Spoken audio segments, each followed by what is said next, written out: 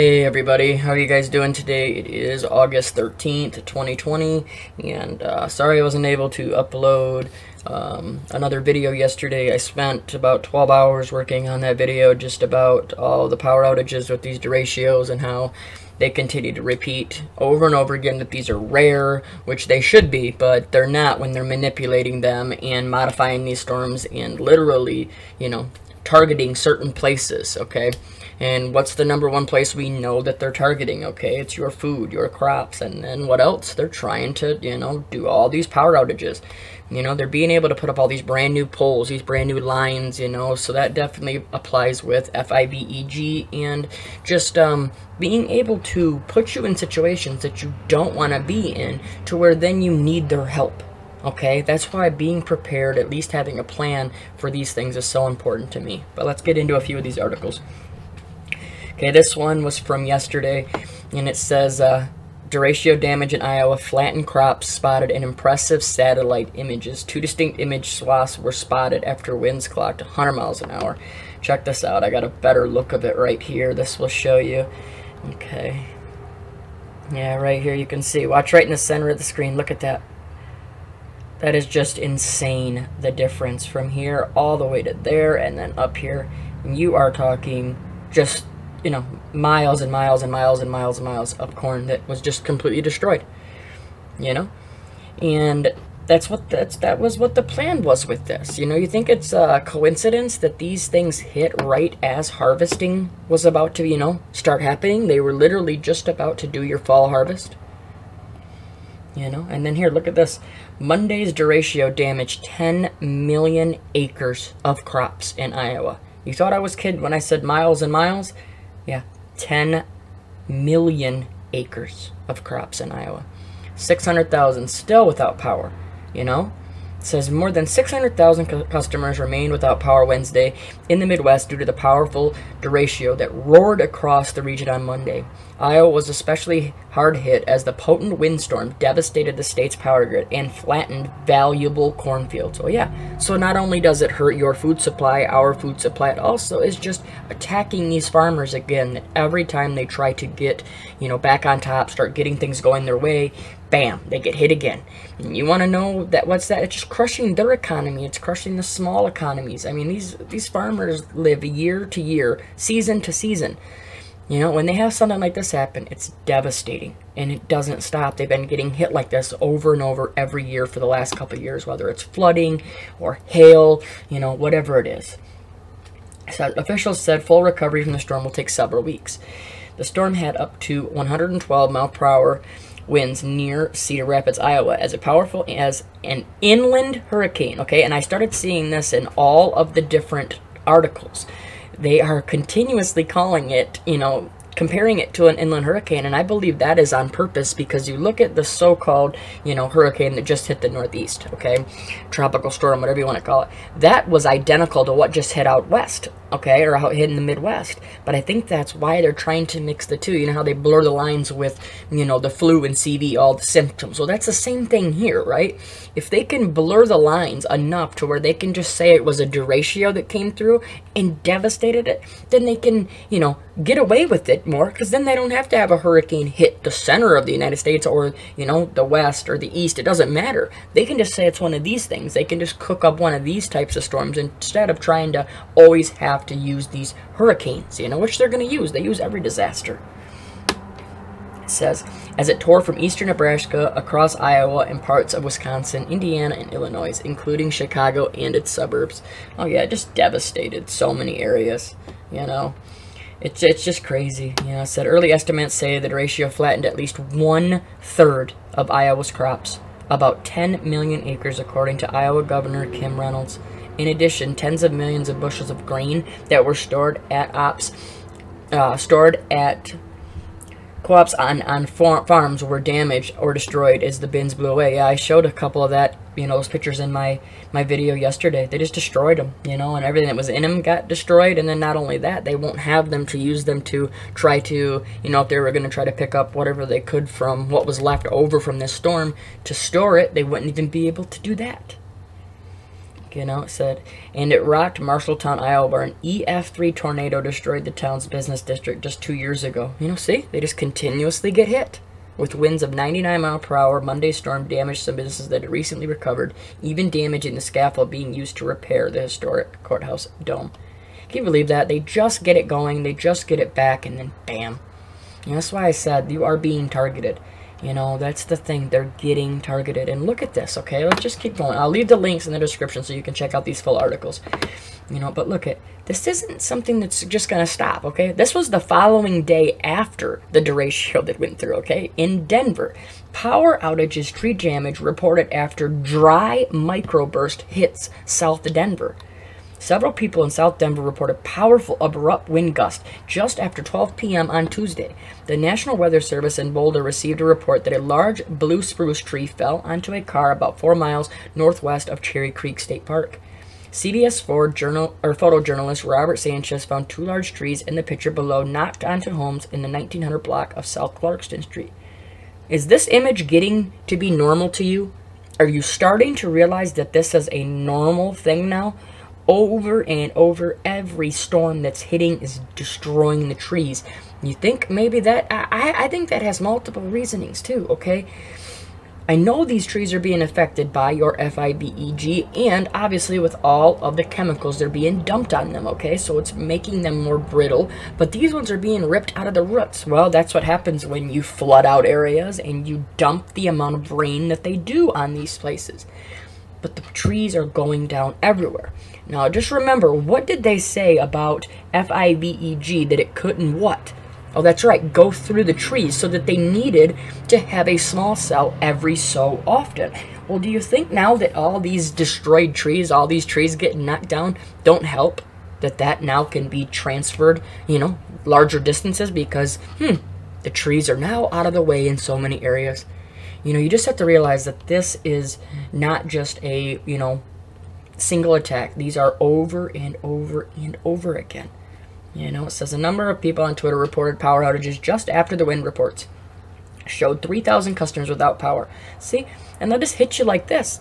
One little city, you know, and if I'm not looking for this, nobody's going to know about it except for the people that are in that area, right? Same thing that if it happened up here in my town, nobody knows about if our power was out for, you know, 2 days or a day or even a couple hours. Nobody's going to know unless you're looking for it. You know, that's how they're going to do this. And listen to how they always explain it. A microburst happens when a thundershower or thunderstorm is trying to develop, but the air near the ground is too dry to support it.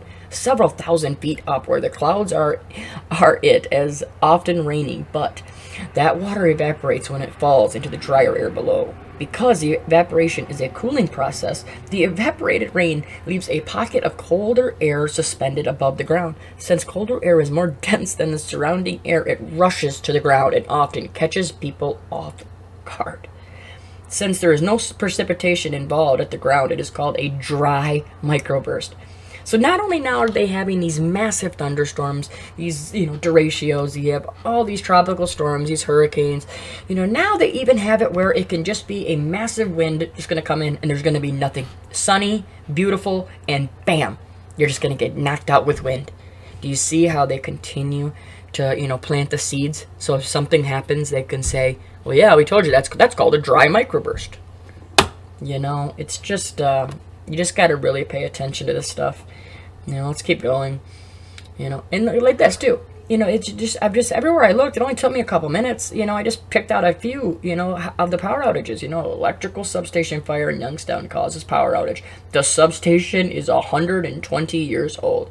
There we go, right? So there's another reason why, you know, this one got knocked out. You know? And look at this. I found this. This was ahead of, you know, the tropical storm that just came in. It says Puerto Rico's power grid feels hours ahead of potential arrival of tropical storm. That blew me away. I'm going, why would that happen like that? Literally right before this storm comes in, that there's something there, you know. And it says, you know, a day before potential tropical storm Isaias was expected to bring rains and winds to Puerto Rico. At least 400,000 customers throughout the island were left without power. See? You know, and the outage affected multiple municipalities from cities in the metropolitan area such as San Juan and Guanabo to the mountainous towns coastal towns also. You know, it went from mountainous towns to everything. You know, it was all widespread. And it's just like, what are the odds of this happening? You know, I'd like, you know, to hear your comments. Do you think maybe that they, you know, they use up that type of energy to build these storms? You know, do they draw power and it sucks out stuff like this? Or are they just, you know, once again knocking out power to these people that are so vulnerable down in Puerto Rico? I mean, look what they did with Hurricane Maria. They're still just trying to get through day-to-day life since that hurricane went through, you know. And it just seems like these are just normal stories, you know. And then I did tell you this is where they lead it, okay? This is how they can lead you in a direction, right? Okay, you thought you're all good, you're in your house, everything's fine. Oh, well, then it becomes 95, 100 degrees outside. They knock your power out, and what are you going to do? Obviously, you're going to now need to go to one of, you know, if you're elderly or, you know, don't have any other family, they have these shelters or charging stations in works in Cedar Rapids, Marion, as power outages continue. See? I mean, this is just going to be over and over again the same thing, you know? Well, now these people can go to it, you know? I mean, it's just crazy. You know, it says the last 24 hours have been focused mostly on life safety, addressing natural gas leaks, building collapses, and structure fires. Yep, but see, you know, there is no cost of the estimated damage, he said. While city workers clean up the immediate tree debris and damage, Smith said it will take several weeks to clean the tree debris, not accounting for trees that fell on private properties. It's going to be millions and millions and millions of dollars. And what do you know? More trees fall, right? Everywhere the trees are being taken out. I think that is something we all need to pay attention to as well. I don't think it's a coincidence that they said with FIBEG that it needed, you know, it couldn't go through the trees, that it needed to go around the trees, you know? Well, now they're knocking out the trees everywhere. And when everything happens, what do they tell you to do? Oh, go down to these charging stations. Just come on in. We got, you know, we got air conditioning, these cooling stations, you know, and we got, you know, plenty of plugs for you to plug in all your, you know, because you got to have your, you know, your cell phones. You got to have all your electronics, right? Because you got to make sure you can still be able to pay attention to their CV nonsense and the fear that they push every single day. When really the one thing you should be worrying about is them and the government themselves, what they're doing, how they're taking out areas is just horrible, you know. But then, where do they end go, okay? I found this to be very, very, you know, telling. Mayor de Blasio airs government takeover of Con Edison in wake of power outages. Right? So they're coming out saying how bad the power companies did. They didn't respond. They were not there when they should have been there. And even once they were there, they weren't taking care of what they needed to do. You know, it's been over a week, 6, 7, 8, 9, 10 days, some places where they're still out of power or just getting their power back, you know, from the so-called tropical storm that came through, okay, which was just pretty much just massive tornadoes in areas. You know, it was just pretty much exactly what just went through. It was just like a derecho. It wasn't, you know what I'm saying. They're manipulating these storms. Whatever type of storm it is, they're still manipulating it. But now the government is going to take over. So you see how they do that? They say, oh, look, well, they didn't do a good job. All of our power companies didn't do a good job. So we're going to take over because the government cares about you. And they're going to, you know, take over, and we'll make sure that this kind of stuff doesn't happen. Really? Yeah, I'm pretty sure I'd rather most of the time have it still left in private companies' hands. Now, it all depends, because we look at like PG&E and all those. We know how horrible they are, and what, you know, most of these companies are already controlled by, you know, these powers that be. Anyway, so really it doesn't make a difference. But the point is how they're putting it in the mainstream. You know how they're using it. So that's what I'm trying to get to. They're using it again. Oh, look how bad they did. The government cares about you. We'll take over. Trust the government. Trust us. We will do it. You know, it's just the same circle of things over and over and over again, okay? You know, I hope everybody has a good day. We're going to cut this short right here. I'll leave the links to all these in the description so you can check them out. And I got a couple more videos I'm working on. I hope I can get them out today. And I hope you enjoyed the video about the derechos. Took a lot of time, but I thought it was very important, because when they're saying rare, repeating that over and over again, extremely rare, and we've had 6 or 7 already, you know, in a few months.